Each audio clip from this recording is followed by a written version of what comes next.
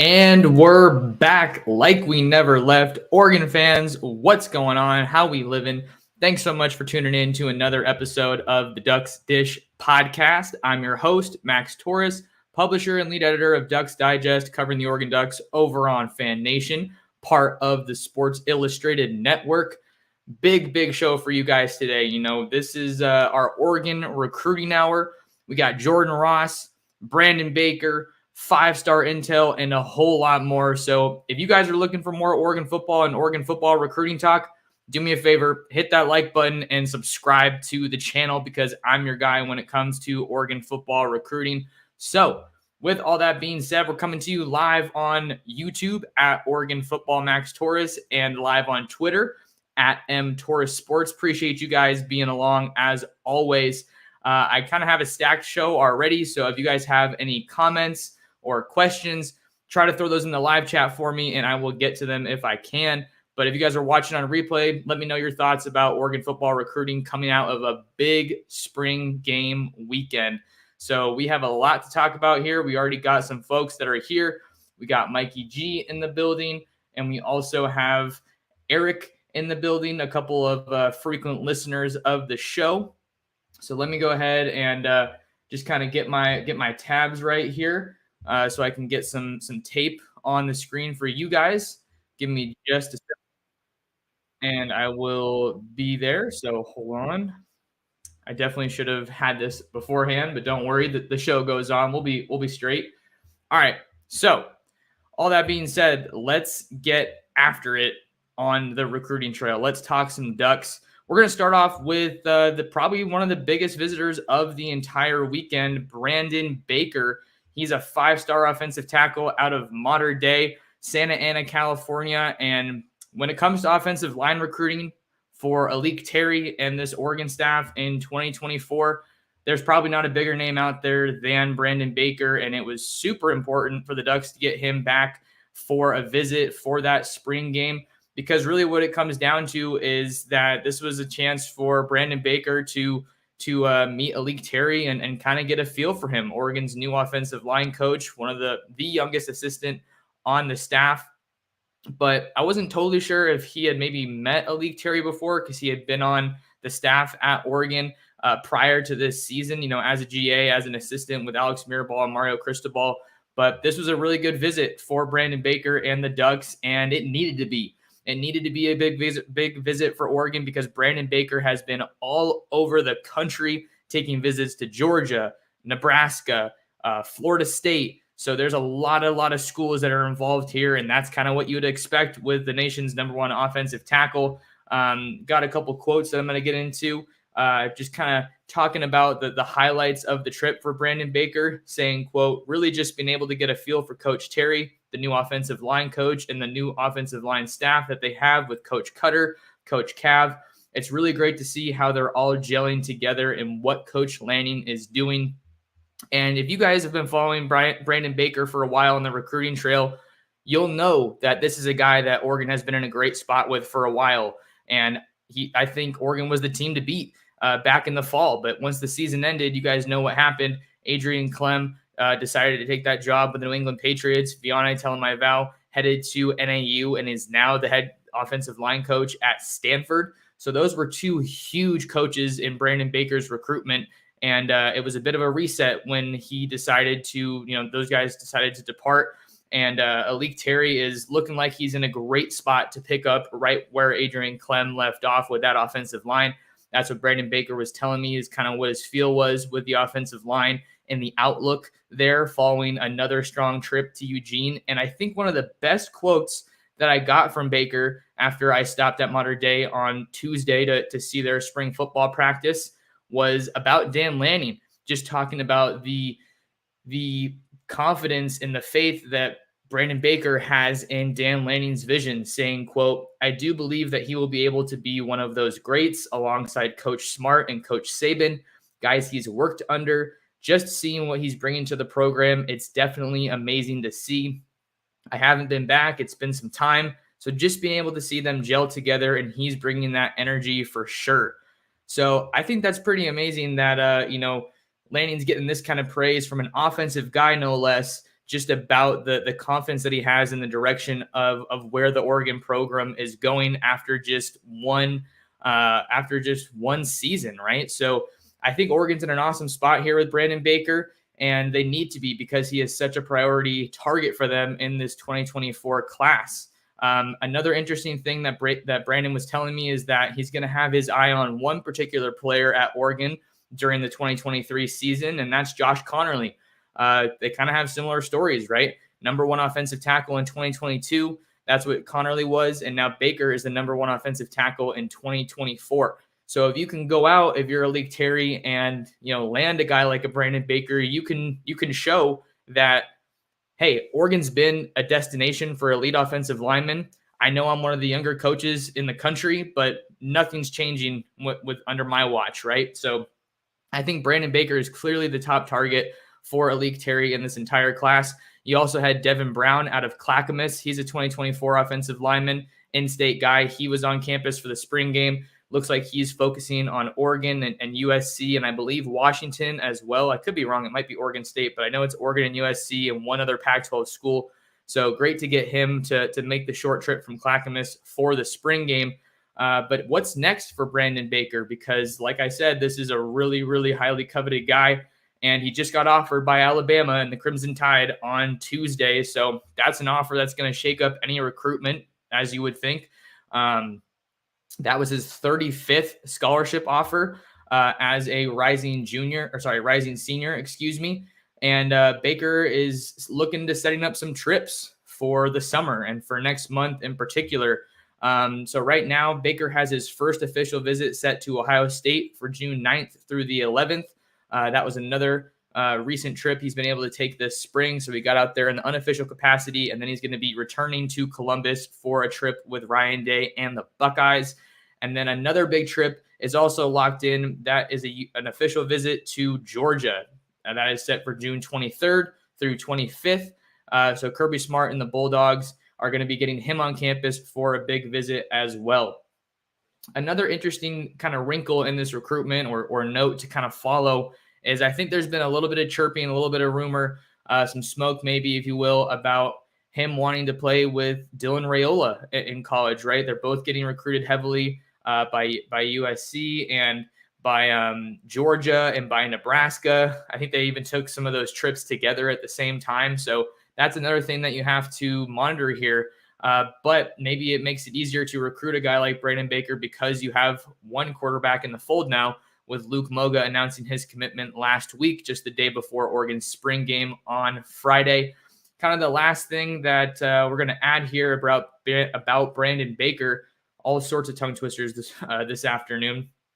After getting that offer from Alabama, he's already talking about taking an official visit down there, how the culture in Tuscaloosa is really kind of a mirror image of what he's gotten used to at Mater Dei, which, if you know anything about Mater Dei, is basically run like a college program, even though it's a high school program, and they're consistently a top 5 team in the country every year.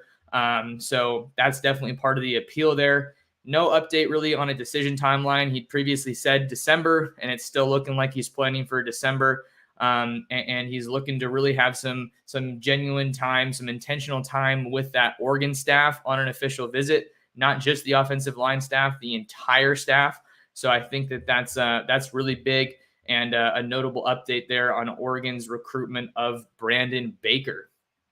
So we'll see what they can do when it comes to the 5-star offensive tackle. I think that this was exactly the trip that Oregon needed to have with Brandon Baker to kind of solidify them again in his recruitment. And now I'm getting up film for the next guy that we're going to be talking about because it's another 5-star guy, if you can believe it. It was 5-star galore in Eugene for the Oregon spring game. We're going to be talking about Jordan Ross. I got some notes on my phone, actually, so I'm going to have to reference that a little bit. But don't worry, we're going to keep it rolling. And I'm going to kind of dive into where Oregon stands with Jordan Ross, one of the top uncommitted defensive linemen in the country right now. While all that loads, you guys, looks like we got some folks here in the chat. So got some good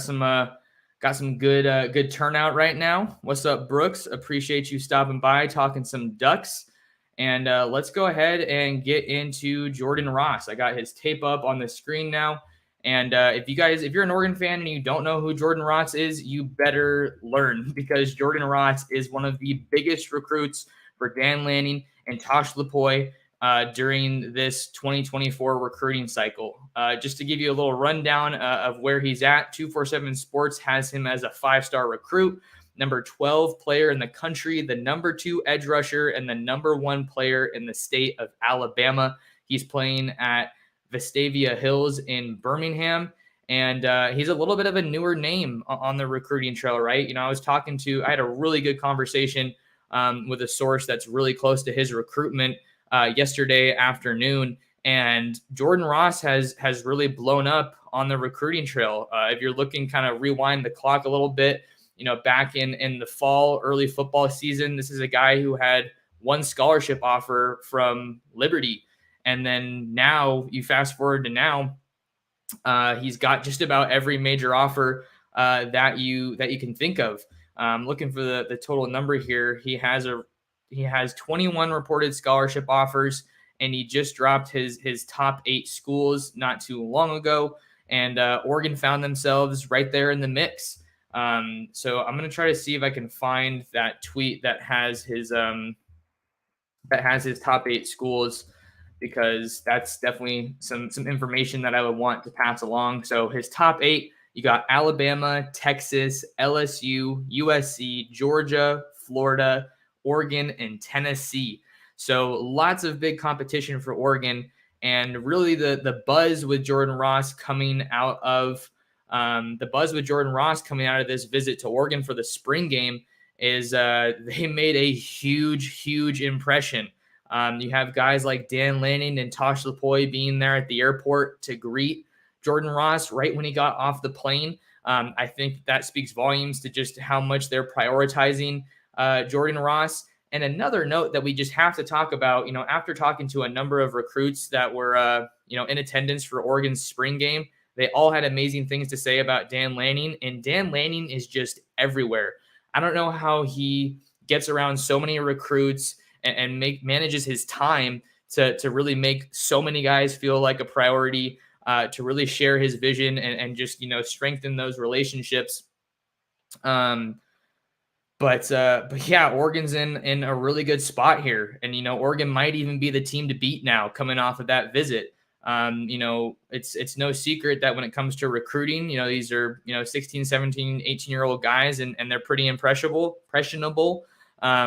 So, the most recent school can have a pretty big lasting impact. And I think that's the case now with Jordan Ross. He got to spend a bunch of time with Jurion Dickey during his visit, a 5-star wide receiver that's committed to Oregon. I heard they got to play a lot of basketball together. He got to spend some time with Austin Novosad when he was getting to look around the dorms. So that's pretty big. I think that this visit couldn't have gone any better for Oregon and Jordan Ross. And I think that it's funny. I remember after I got off the phone with my source talking about this visit, I went in, basically just, tweeted out that, hey, Oregon had a lot of guys this past weekend, and Jordan Ross was one of them, top player in the state of Alabama, and Oregon has emerged as a serious contender, likely going to get an official visit after that trip to Eugene. And then I think the first response was like, you're not going to get a 5-star guy out of Alabama, Louisiana, or Georgia. And I'm not saying right now that I'm predicting Oregon to Jordan Ross, but if you see the buzz start to continue to build for Oregon and Jordan Ross, don't be surprised, because Oregon knocked this visit out of the park. He's going to be taking some official visits here in the summer.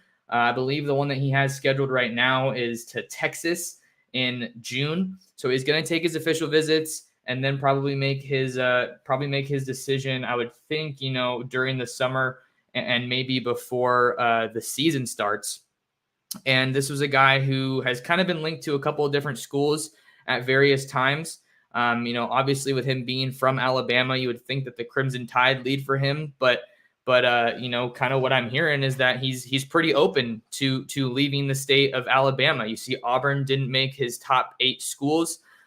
So this is a guy that Oregon has the door open for, right? And, Tosh Lupoi and Dan Lanning, Both have some ties to Alabama after working under Nick Saban. The ties are probably a little bit stronger with Tosh, I would think, just because he was a little bit higher up. But these are two coaches, Dan Lanning and Tosh Lupoi. I talked about it last cycle with Mateo Uyunglele, really highly coveted edge rusher from St. John Bosco. He was down to Ohio State and Oregon, and it really came down to Dan Lanning and Tosh Lupoi.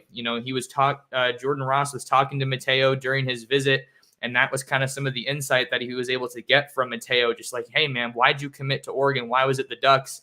And part of what he talked about was development. And I talked to a lot of really highly recruited guys, and especially on the D line in that defense, and they're talking about the Dan Lanning and Tosh Lupoi factor. That is really what is part of the reason that the Ducks are really in the running with so many of these elite players. And that's the case here with Jordan Ross. So I think that's pretty much what it's looking like right now with him. Looking like a November, December commitment timeline for Jordan Ross right now. That's not a hard set date, but we got to see what happens there. And then maybe coming out to Oregon for an official visit, maybe for that USC game, for that Colorado game. That those would be big time talent games, big time visitors coming in. And those are some of the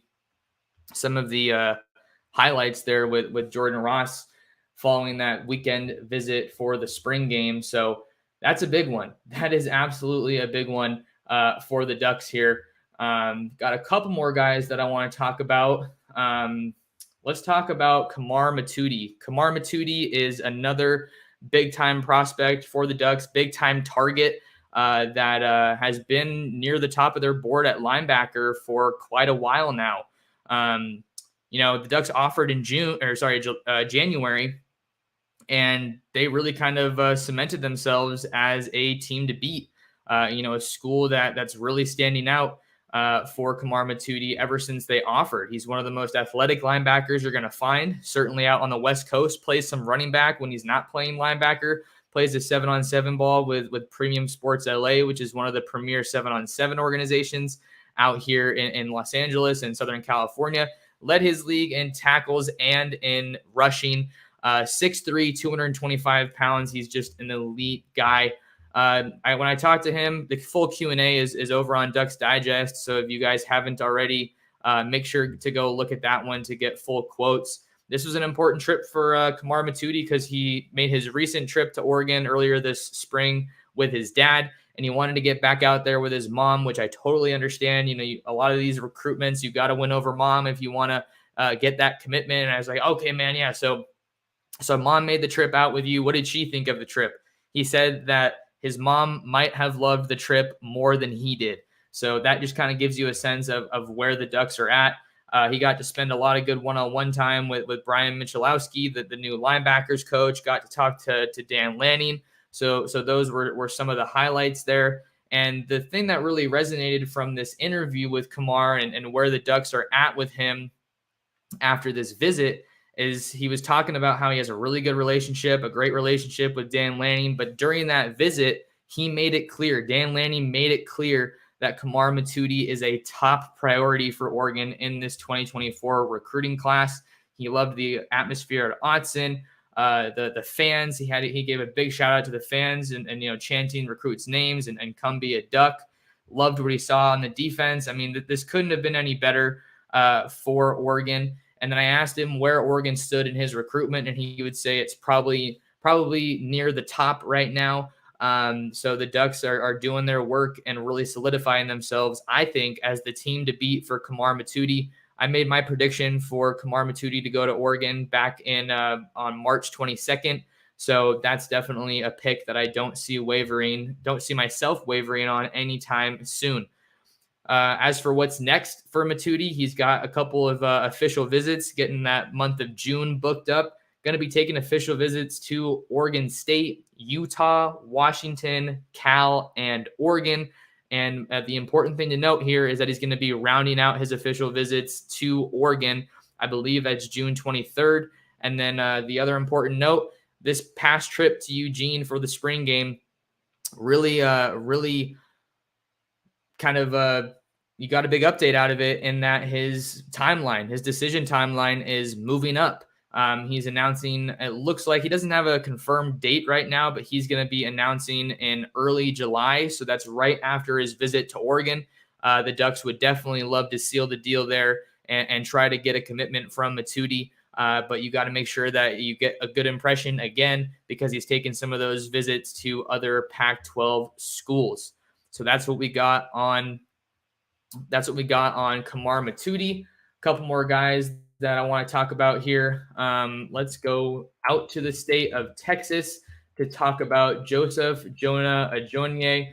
He is a big-time defensive lineman out of Conroe, Texas, Oak Ridge High School, and really a guy that has emerged for Tony Tuioti and the Ducks here in the 2024 recruiting class along the defensive line. The Ducks already have a couple of commitments, right, from trench defenders, from guys in that front seven, with Jackson Jones out of Arizona and Chione Gray out of Missouri, who the Ducks just flipped from Missouri just a couple of weeks ago here in the 2024 recruiting class.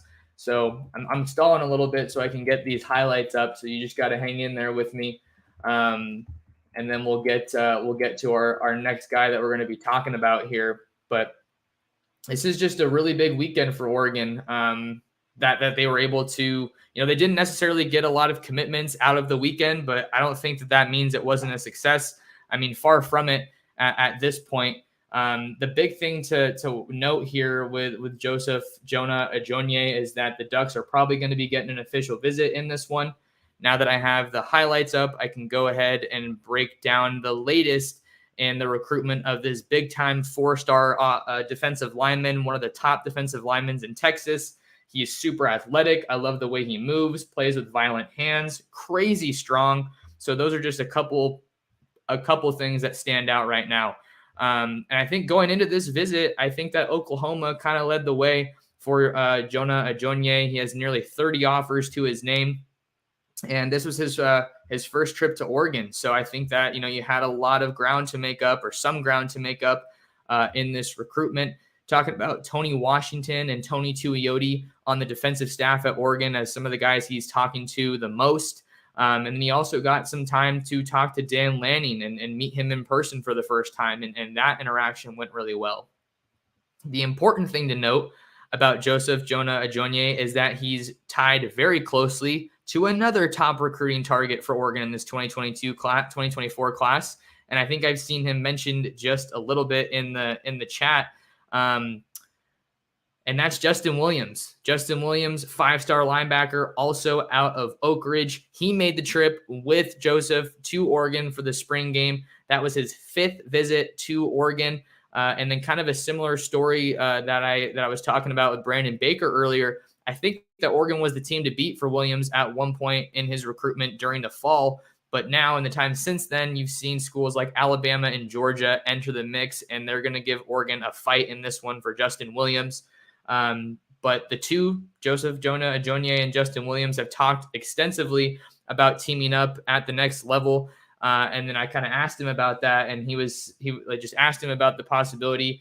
Have you guys been talking about teaming up? And then Jonah Ajonye had this to say, quote, "Oh yeah, definitely. Me playing with Justin, that would be great. Oregon might be the place to do it. If I'm being honest, before I went to Oregon, he would always talk about the place after every visit. He's been there 5 times now. He would always talk about the place, talk about the weight room and the coaches, and he's right."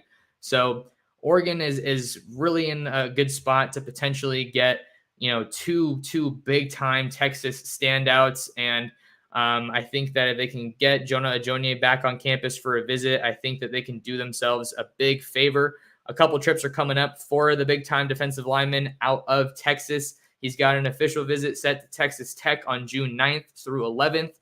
He's going to be going to Oklahoma to check out the Sooners on an official visit, June 16th through 18th. And then right now he's trying to figure out what his next official visit is going to be later in the month of June 23rd. And it's looking like he's either going to be going to Georgia or to Oregon. He hasn't made up his mind quite yet on which of those two schools he wants to see. And like I mentioned earlier in this little segment talking about the big-time Texas defensive lineman, He's got a lot of schools coming after him, and I asked him who he's hearing from the most, and he had a pretty select group. You got Oklahoma, Oregon, Georgia, Texas, Texas Tech, TCU, Florida State, and Texas A&M. So all three big in-state schools, all four big in-state schools, everyone but Baylor really is going after this guy. So that means that you're going to have some pretty stiff competition for a really highly coveted defensive lineman. But again, I think that the amount of defensive line talent that was on campus for this spring game is unreal. I mean, I haven't even talked about all of them. I see some people have been talking about David Stone from IMG Academy. He's originally from Oklahoma, so that's kind of back closer to where the Ducks have, some good ties and good connections on this staff. Speaking about Oklahoma, Zadavian Sims is a big-time defensive lineman out of Oklahoma. He wasn't in town for the spring game, but he was recently on campus for a visit with the Ducks. So there's a lot of positive momentum around Oregon defensive line recruiting right now. Colin Simmons didn't make it out for a visit, the big-time edge rusher from Duncanville. So I wonder if that maybe takes Oregon out of the running. I'm not sure that's a really tough development, but I know that LSU and some other schools have definitely been feeling good about their spot there. And then you also have Elijah Rushing as another guy that Oregon's trending for. Really seems like Notre Dame is giving Oregon some stiff competition in that recruitment without a doubt. So I think that the Ducks did a lot of really good things here to help themselves out with some defensive line targets. Talked about Jordan Ross already and talked about Elijah Rushing just a little bit and Joseph Jonah Ajonye. So I'm trying to give you guys the names to follow here to make sure that you're staying up to date about everything. Now we're going to go ahead and talk a little bit about 2025 prospects and kind of some of the buzz that we're getting there. And then maybe I'll see if I can get to a couple of comments. I always like to have a little bit of a mailbag during these shows just to kind of to break that down for you guys. Next guy we're going to be talking about on today's episode of the Ducks Dish podcast is Nasir Wyatt. And who is Nasir Wyatt? Well, he's just another five-star prospect out of modern day that Oregon is in an awesome spot with. Nasir Wyatt is a five-star prospect in the 2025 class, and he's about as good of a defensive player as you'll find in Southern California playing for modern day. And he's got, so many schools already in the mix. I want to say it's, 10 to 15 schools, and he hasn't even played a single snap of his junior year. And the Ducks did a great job on this visit. And keep in mind, it's another top defensive player from Southern California. So we're going to be seeing a lot of guys coming in there, and it's important for Oregon to get in early. Talking about Tosh Lapoy and Dan Lanning and their experience, that was something that stood out to Nasir Wyatt from their experiences at Alabama and at Georgia. And I think Nasir Wyatt was a guy that was watching that NFL draft. He saw those Georgia guys going. He saw the Georgia guys going to Philadelphia, getting drafted by the Eagles. And he was saying, they have the first round draft picks, the edge rushers. They already have the blueprint. I think that's what Nasir Wyatt was saying. So he really solidified Oregon as a place that he could see himself at to, take his recruitment to the next level, take his game to the next level. But he just got a really good holistic view of the Oregon program. And I think that's really what kind of stood out when I asked him about his favorite part of the trip. That's really big. And I asked him where Oregon stands in his recruitment, and he said Oregon's definitely top 3. They've been recruiting Nasir Wyatt since his freshman year, and they're going to have a certified position towards the end as it leads up to his commitment. So that was really big about where Oregon stands in his recruitment. He doesn't have a timeline right now. He said maybe probably the start of his senior season. So there's quite a long way to go here with Oregon and Nasir Wyatt, but they could not have done a better job with that visit. You have Rashad Wadood, who has been one of the integral members of this coaching staff. He played a big role in this weekend visit and the success of the trip, talking about how the coaches are really priding themselves on family and development. That's big for Wyatt in his recruitment.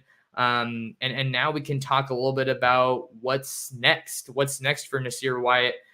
He's going to be taking a couple trips. Ohio State is the next one. He's also going to be going to Notre Dame in June.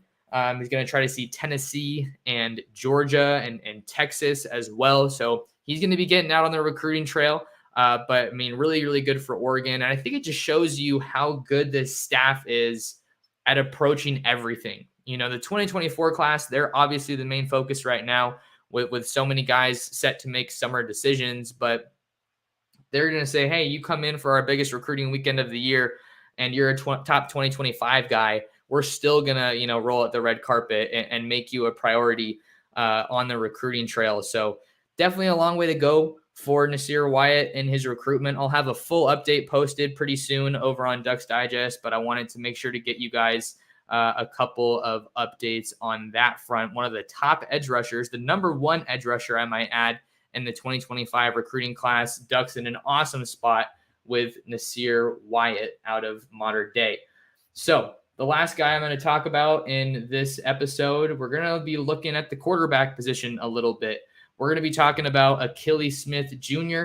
Achilles Smith Jr. obviously is the son of Oregon legend Achilles Smith. He's a quarterback in the 2025 class that is playing his high school ball now at San Diego Lincoln, which is a transfer destination for him in this offseason. He was recently at Vista Murrieta. So let's go ahead and dive into Achilles Smith Jr. 6'5", 6'6" quarterback, kind of around the 205 pound mark.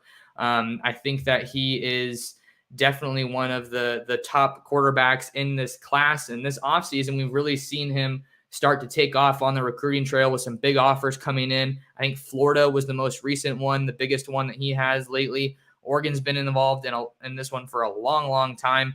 Took a trip out to Cal recently as well. San Diego State offered, but you see the touch, you see the raw arm talent connecting with his wide receiver there on the deep ball. But this was a big visit for the Ducks, and he was also participating in the Elite 11 regional, and he got to meet the new quarterbacks coach for Oregon, Jordan Sulkin, and he was saying he was pretty cool, and he got to kind of see the ropes of what it's like to be an Oregon quarterback and what the expectations are like. Spoke very highly of new offensive coordinator Will Stein and the direction that he has the program going.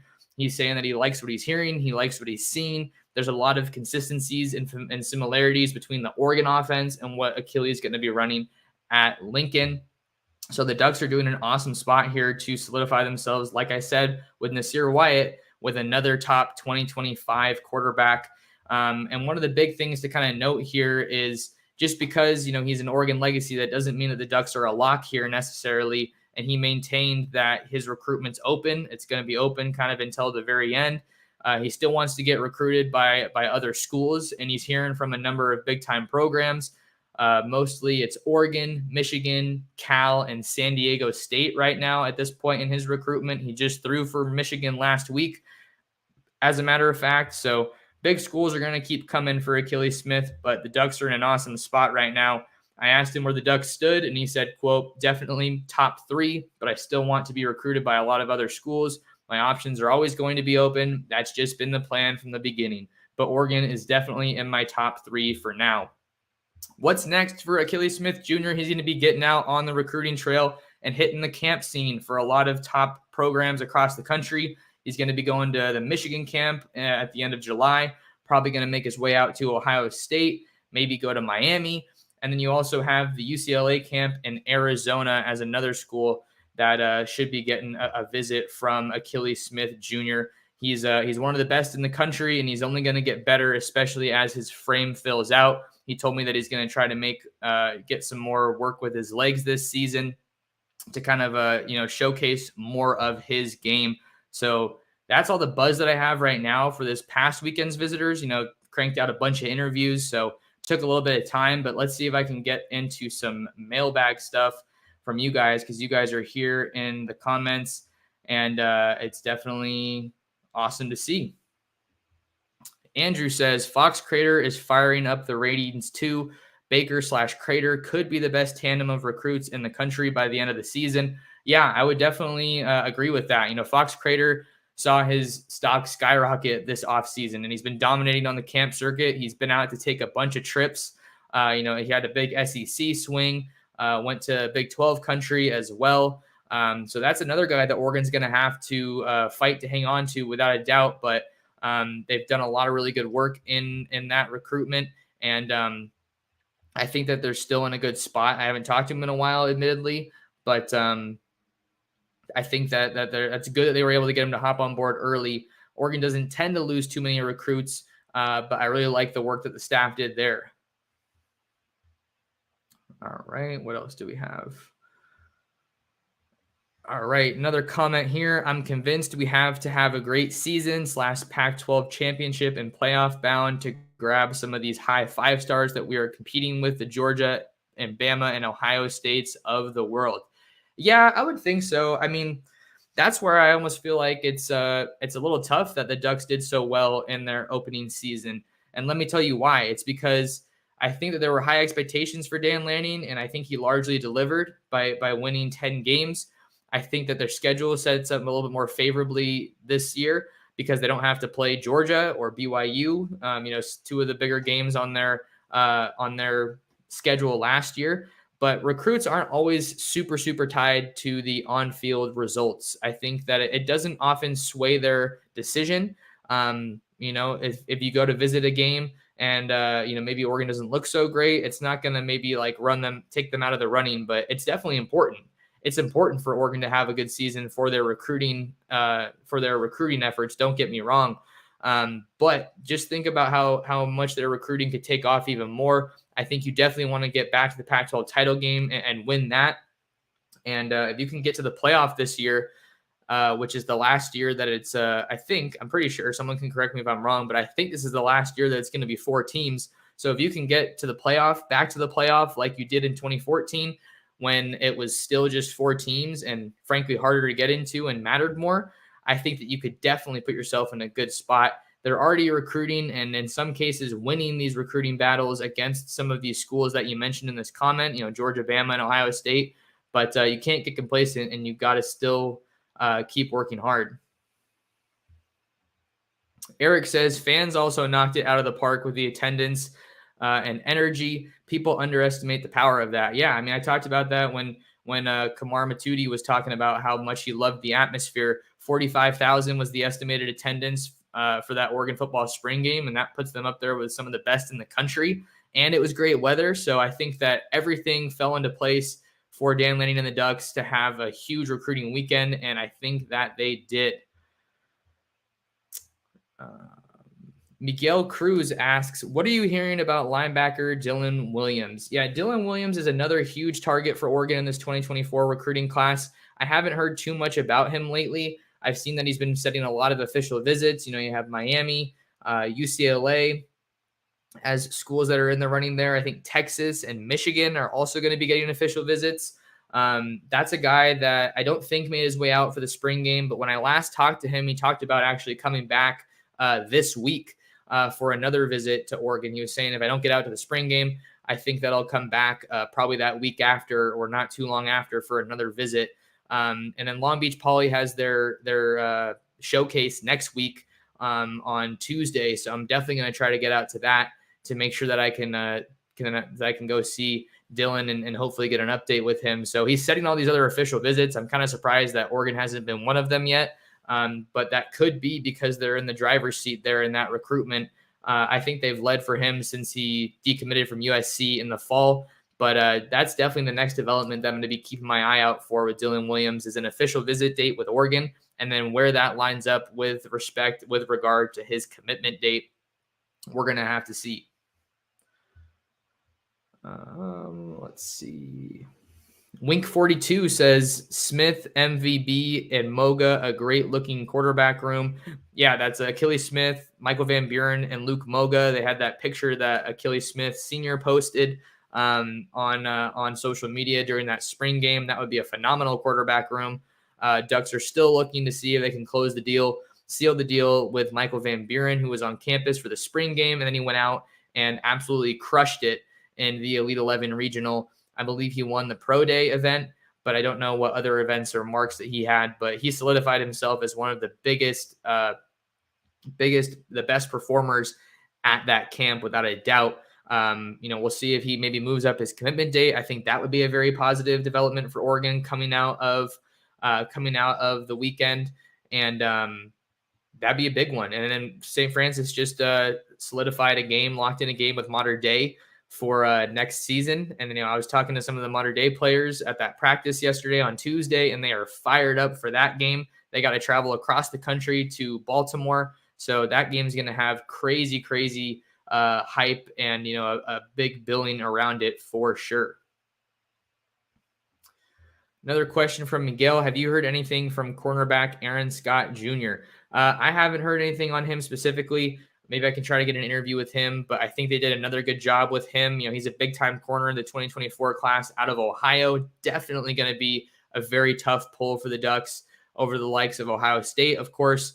But getting him out to campus for a visit. He didn't stay for the spring game. I know that. He was able to see a practice, though, before he left his visit. So I think that's really big. Got to see what other corners. I got to kind of maybe refresh my cornerback big board for the Ducks, the hot board that we have over there, because you got Xavier Brown, who has Oregon in his top 4. I didn't see him at practice yesterday at Mater Dei, maybe because he had some track stuff going on. But Xavier Brown has Oregon in his top 4. And then Dakota Fields is another big-time corner that I think Oregon leads for out of Junipero Serra and Gardena, where the Ducks got Roderick Pleasant. So I think that the cornerback picture is looking pretty good for sure. Let's see what else we got here. All right. Andrew says the USC game is probably going to decide who goes to the Pac12 Championship, but hopefully by then Mateo/Birch/Dorless and company are hitting their peaks, because the only way to beat USC is to rough up CW, Caleb Williams. Yeah, I think that those are obviously some of the main pieces of Oregon's defense for this next season, right?